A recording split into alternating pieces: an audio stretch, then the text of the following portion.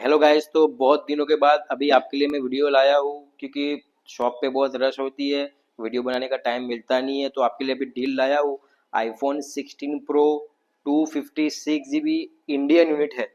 अभी इसकी बिल की डेट की बात करें, बिल की डेट देख लीजिए आप। 31/5/2025 का बिल है।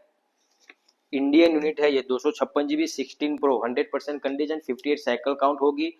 अभी फ़ोन की बात करें, फ़ोन है आईफोन 16 प्रो। अभी फ़ोन की लोकेशन की बात करें, फ़ोन की लोकेशन है गुजरात में वडनगर। वडनगर में ओल्ड बस स्टैंड के अंदर अपनी दुकान है, न्यू सिफत मोबाइल पॉइंट करके। वहाँ पे आपको फ़ोन देखने मिल जाएगा। ये आपको फ़ोन ग्लोबल के रेट में मिलेगा। जो मार्केट में सब ग्लोबल के रेट में बेचते हैं, मैं आपको ये इंडियन फ़ोन दूंगा बिल वाला। अभी रेट की बात करें, इसका रेट है 88,999। लास्ट एंड फाइनल रेट 88,999 में आपको मैं दे दूंगा। यस और नो वाला रेट है। जिसको भी लेना हो आ जाए शॉप पे, टोकन डाले, फोन बुक करे और फुल पेमेंट करके पार्सल भी ले सकते हैं। और मोर डिटेल के लिए नीचे नंबर पे बातचीत कर सकते हैं। Thank you guys.